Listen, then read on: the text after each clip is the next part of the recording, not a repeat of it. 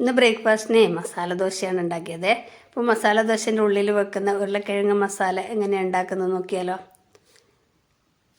അപ്പോൾ ഉരുളക്കിഴങ്ങ് തൊലിയൊക്കെ കളഞ്ഞ് വൃത്തിയാക്കി കഷ്ണങ്ങളാക്കി കുക്കറിലേക്ക് ഇട്ടു. ഉപ്പും കുറച്ച് വെള്ളവും മഞ്ഞൾപ്പൊടിയും ചേർത്ത് 2 വിസിലിന് വേവിച്ചെടുക്കുന്നുണ്ട്. പിന്നെ ഒരു പാത്രത്തിലേക്ക് വെളിച്ചെണ്ണ ഒഴിച്ചു കടുകും ഉഴുന്ന് പരിപ്പും ഇട്ട് മൂപ്പിച്ചെടുക്കുന്നുണ്ട്. അത് 2 മൂത്ത് വരുമ്പോൾ കുറച്ച് ജീരകം കൂടി ഇടുന്നുണ്ട്. ജീരകം മിസ്സാക്കാൻ പാടില്ല, നല്ലൊരു ഫ്ലേവറാണ്.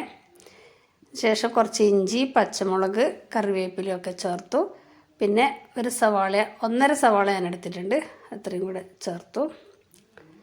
കുറച്ച് ഉപ്പും കൂടി ഇട്ട് അതൊന്ന് അടച്ച് വെക്കുന്നുണ്ട്, ഒന്ന് സോഫ്റ്റ് ആകാൻ വേണ്ടി. അപ്പം നല്ലപോലെ ഒന്ന് വഴറ്റിയെടുത്തു. വഴന്ന് വരുമ്പോൾ കുറച്ച് മഞ്ഞൾപ്പൊടിയും കൂടെ ചേർക്കുന്നുണ്ട്. ഇതിനകത്ത് ഉപ്പ് കുറച്ച് ഇടാൻ പാടില്ല, നമ്മൾ ഉരുളക്കിഴങ്ങിന് ഉപ്പിട്ടതല്ലേ.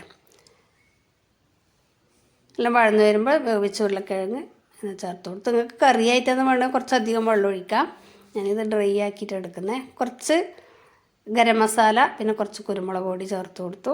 നല്ല മണം വരുന്നുണ്ട്, ജീരകമൊക്കെ പൊട്ടിയ മണം. പിന്നെ ഉരുളക്കിഴങ്ങൊന്ന് ഉടച്ചു കൊടുത്തു. കുറച്ച് മല്ലിയിലയും കൂടെ ചേർത്താൽ നമ്മുടെ ഉരുളക്കിഴങ്ങ് മസാല റെഡി ആയിട്ടുണ്ട്. നല്ലൊരു ഫ്ലേവറും മണവും ഒക്കെയാണ്. ചാറായിട്ട് വേണ്ടുന്നവർക്ക് കുറച്ച് വെള്ളം ഒഴിച്ച് ചാറാക്കിയാൽ മതി. ഞാനിത് ദോശേൻ്റെ ഉള്ളിൽ ഈ മസാല ദോശ പോലെ ഉണ്ടാക്കാൻ വേണ്ടിയാണ്. ഇപ്പോൾ ദോശക്ക് മാത്രമല്ല, ചപ്പാത്തിക്കും പൂരിക്കും എല്ലാത്തിനും കൂടിയുള്ള നല്ലൊരു കോമ്പിനേഷനാണ്. അപ്പോൾ ഉണ്ടാക്കി നോക്കിക്കോളൂ. എല്ലാവരും ഉണ്ടാക്കുന്നതായിരിക്കും, അറിയാത്തവർക്ക് വേണ്ടിയാണ്. നല്ല അടിപൊളി ഒരു masala dosa, home made masala dosa ready ആയിട്ടുണ്ട്. ലൈക്ക് ചെയ്യാനും കമൻറ്റ് ചെയ്യാനും ഫോളോ ചെയ്യാനും ഒന്നും മറന്നു പോകല്ലേ. വീഡിയോസ് നിങ്ങളുടെ കൂട്ടുകാരിലേക്കൊന്ന് ഷെയർ ചെയ്ത് സപ്പോർട്ട് ചെയ്യണേ.